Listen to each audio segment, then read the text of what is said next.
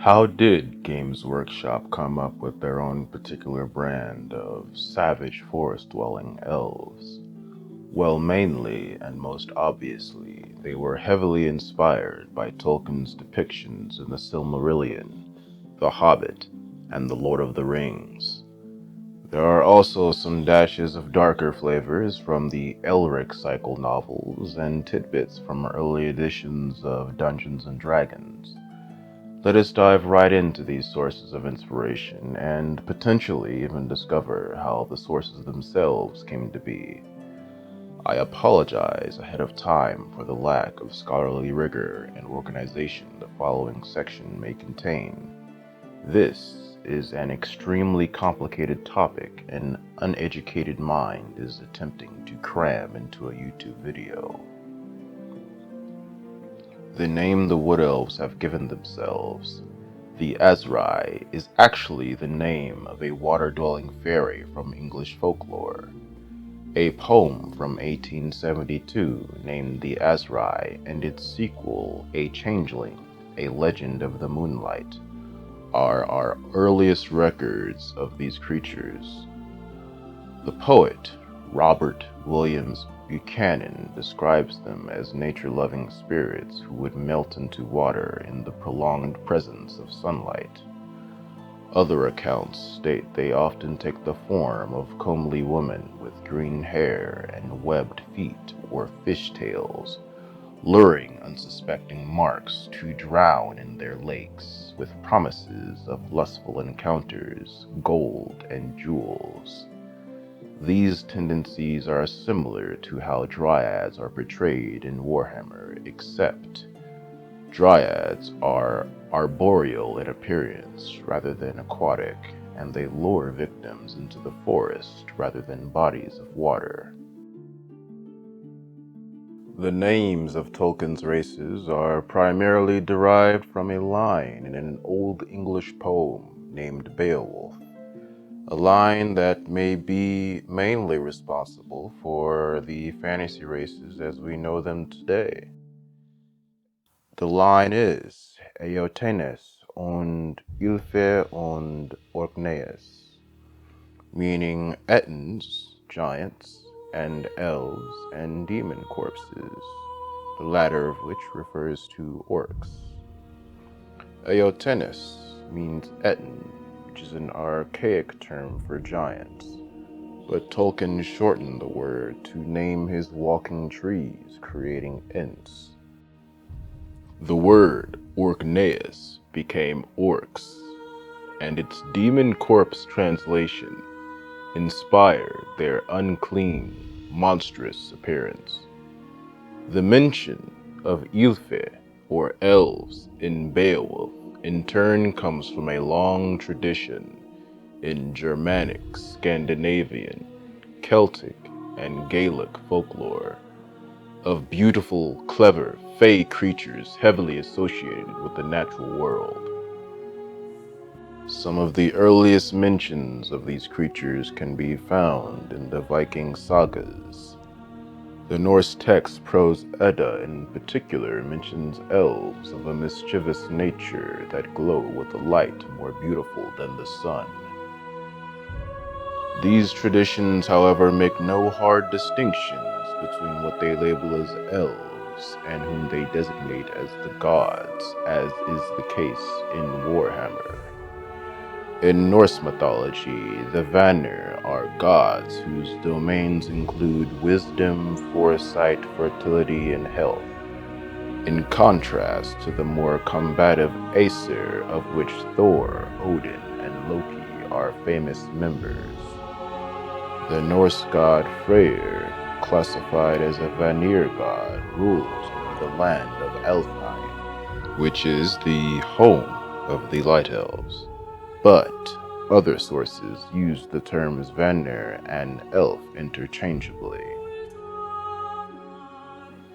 The Norse language is an offshoot of North Germanic languages, which themselves are offshoots of Indo-European languages, and records of these tongues are rife with mentions of vexing spirits, captivating in appearance, bound to the forests and rivers. These motifs are as widespread and as ancient as the first texts describing Hinduism. As early as 1600 BC, there were folks writing in another Indo-European language called Vedic Sanskrit about nature deities called Ripsus. This word means clever, skillful, and inventive, a definition that matches their elfish depiction in various legends. Whether being the descendants of skilled archers or the inventors of chariots and river canals. From there, it is hard to definitively say what inspired those older than ancient cultures to imagine the fae folk so prominent in our fictional media today.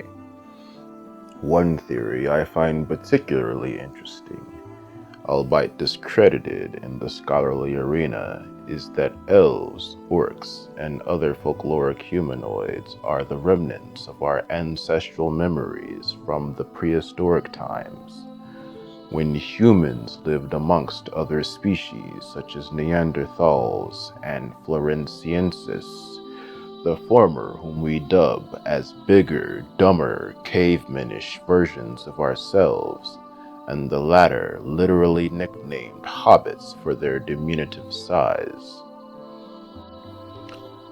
Other theories state elves were the explanation our pre-Enlightenment forebears came up with as the cause of illnesses that inflicted shooting pains such as arthritis, rheumatism, and cramps. They associated these pains with Neolithic arrowheads they sometimes stumbled upon, believing them to be left behind by malicious elves, and thus calling them elf-shot. Tolkien took the word elf-shot and the folklore behind them and made his elves skillful archers a motif that Warhammer, amongst many, many, many, many other franchises, have clearly borrowed from for their own depictions of elves. Tolkienologist Dr. Shippey claims the androgyny of Tolkien's elves, their association with nature, and their love of song and dance, comes from a line in a Middle English poem, and often shaped like women on many secret paths. Men see great numbers of them, dancing and sporting. These are called elves, and often they come to town. And by day they are much in the woods, by night up on the high downs. Those are the wretched spirits that were taken out of heaven, and at doomsday many of them shall come to rest. Tolkien's decision to divide elves up into subraces seems inspired by the divisions of Norse elves based on environment. Wood Elfen became Wood Elves, or Dryads, or Sylvan Elves. Water Elfen became Water Elves, and Sea Elfen became Sea Elves, or Naiads. The concept of an enchanted forest, home for the Wood Elves, comes from a variety of sources. The timelessness of Tolkien's Lothlorien, and by extension Athel Loren, is likely inspired by a Scandinavian poem named Elf Hill, which describes a place named Elfland as dangerous to mortals due to time distortion. Another forest in Middle-earth called Mirkwood had certain magical properties similar to Warhammer's forests, such as rivers that put you to sleep.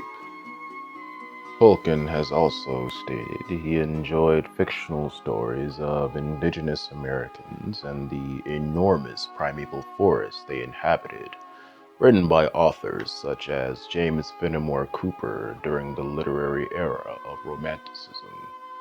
The idea of ancient forests that once covered entire continents and are now diminished in the present day, as is the case with the forests of the Native Americans in Fenimore Cooper's stories, and IRL pre-colonial America is actually more directly similar to Athel, Loren, and Warhammer than the forests in Lord of the Rings, with the latter having forests of a more consistent size. Spites are Warhammer's answer to fairies in mythology and folklore. They are forest spirits who take many forms, usually small in size and fickle in disposition. The ASRAI will often leave out small baubles in front of their abodes to prevent spites from stealing more valuable treasures. There are some references to similar creatures within Tolkien's work, but they are relegated to small one-off lines, such as an alternative name the hobbits give to elves, or rumors of some distant hobbit ancestor marrying a fairy. Tolkien's elves were actually called fairies in the early stages of his world building, before settling on the current iteration we see today. Warhammer, however, clearly draws its inspiration for spites from the more universal portrayal of fairies that come from the European folkloric traditions. The tendency for spites to steal comes from the tales that associate fairies with unexplained mischief, such as the theft of small items and leading travelers astray.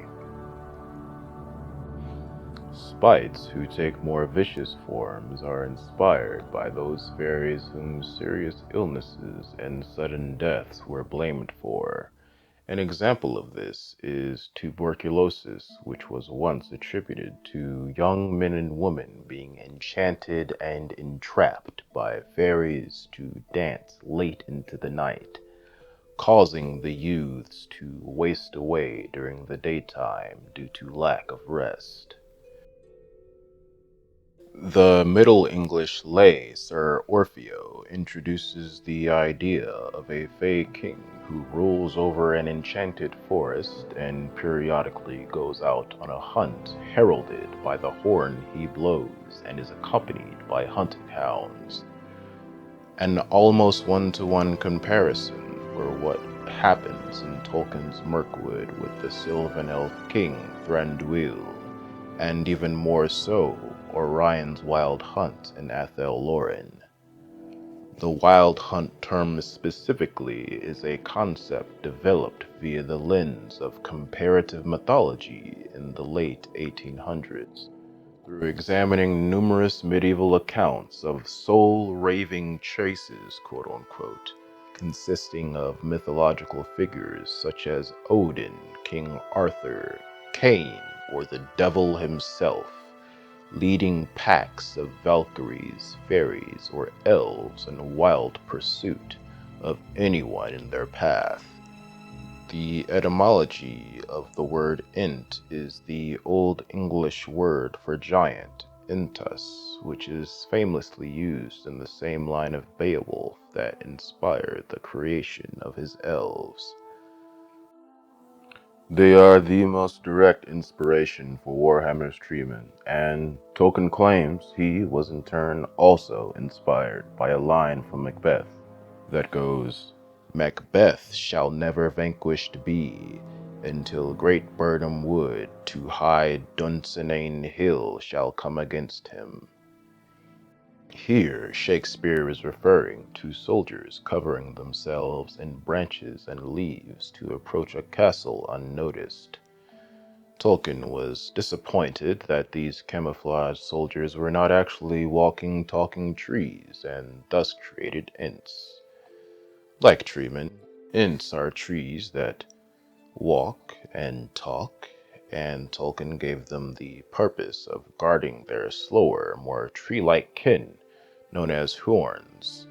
These trees are also sentient, but they move so slow they seem like normal trees, with especially rustly branches to outsiders. Huorns do move fast enough, however, to shift the paths of their forests so one gets lost easily, which is a trait they share with the trees of Athel Loren, though the forest seems to do it more as a gestalt consciousness, rather than groups of individual beings manipulating the landscape, as is the case in The Lord of the Rings. It is also possible that Tolkien was inspired by the writings of Algernon Blackwood. This author's most popular stories involve trees that think and move, the basis for tree spirits living, working, and fighting alongside elves in Warhammer may come from elves teaching Ents to speak in The Lord of the Rings.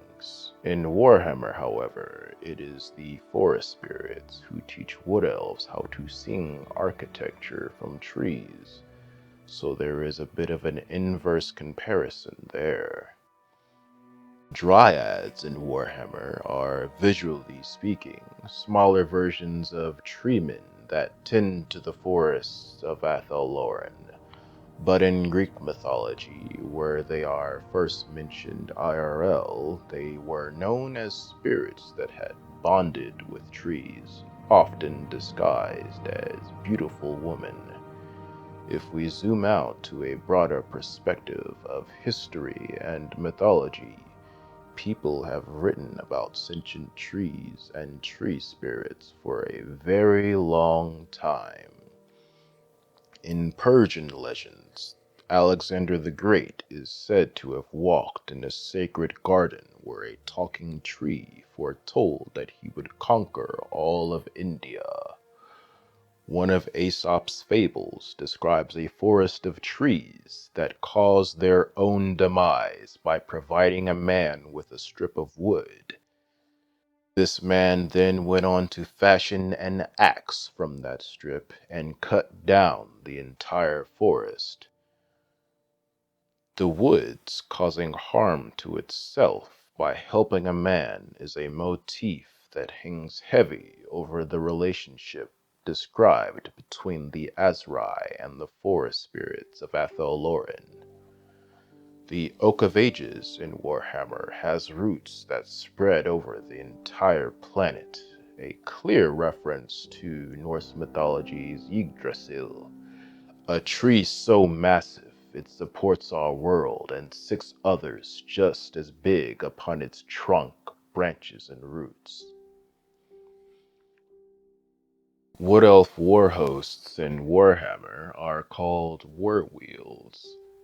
The word weald is a West Saxon word meaning woodland or forest, and it also comes in the form wold in Old English and wald in Germanic. The Wold is the name of a location in The Lord of the Rings between Fangorn Forest and Anduin River.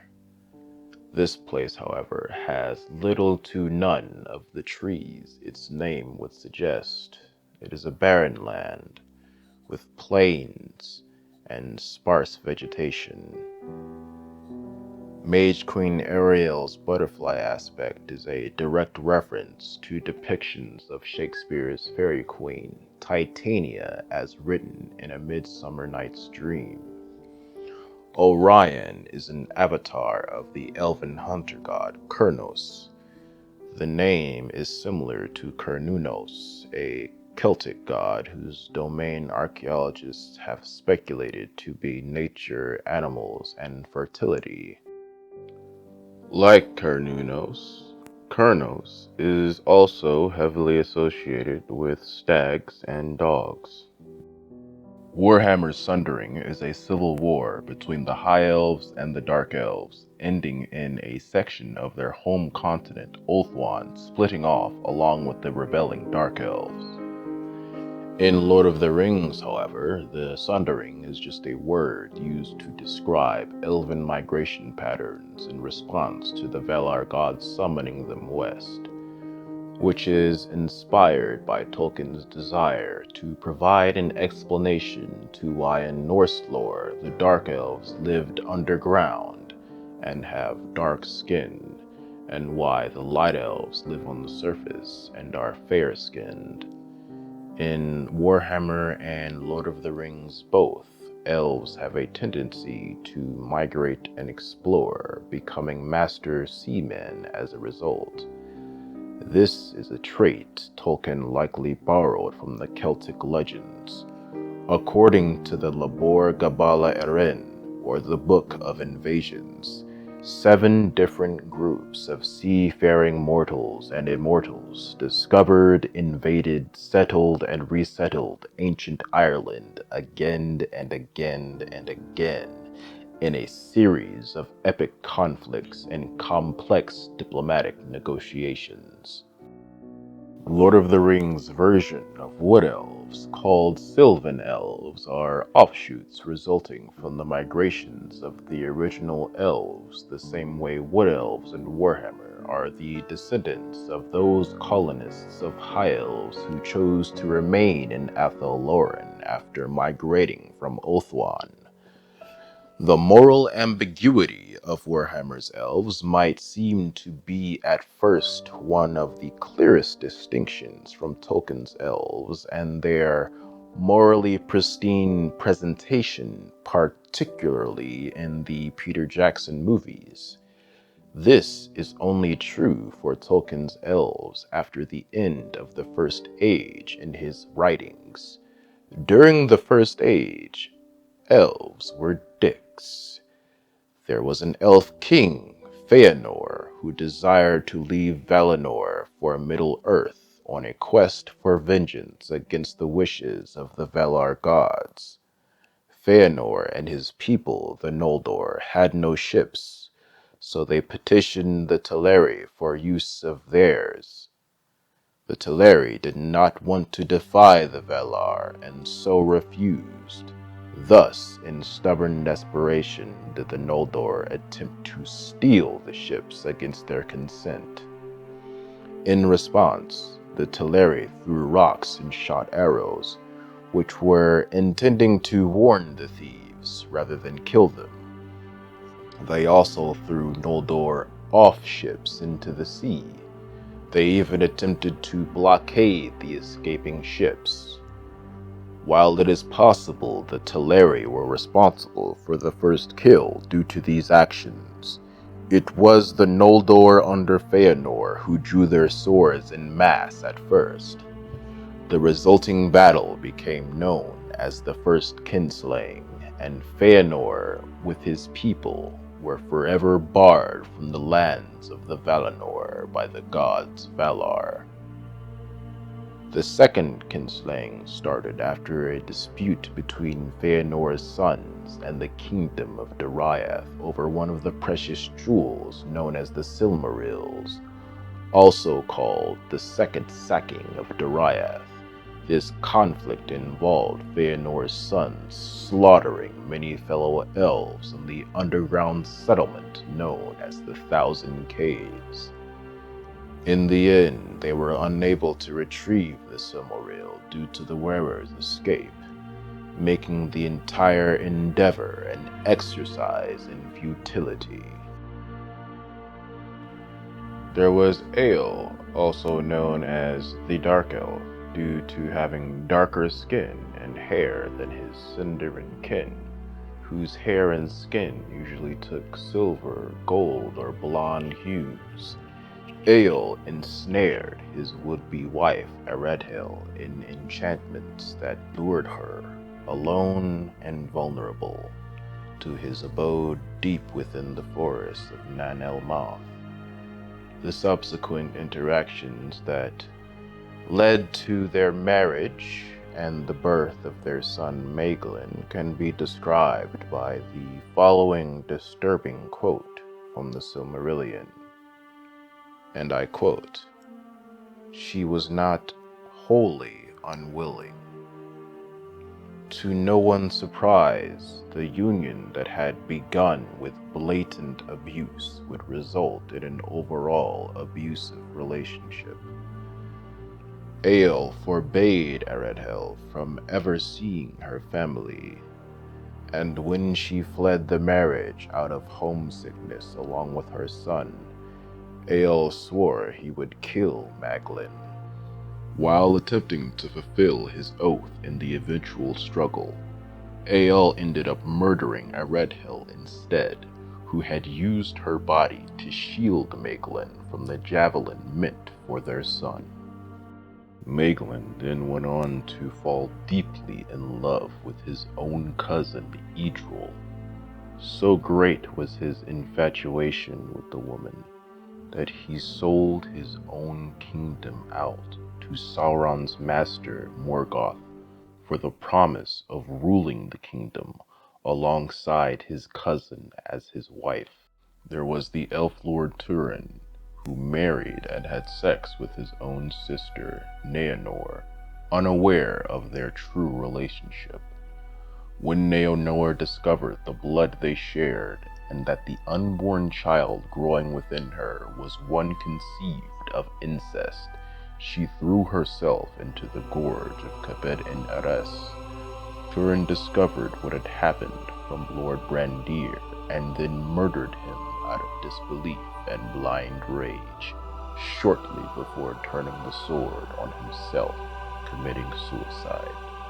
From these tales you can see the moral ambiguity in Warhammer's Wood Elves is generally shared by Tolkien's elves early in their history, before they began learning some very hard lessons. Tolkien's Sylvan elves from the Second Age onwards may imprison a man should he trespass in their forest, and they may even throw away the key.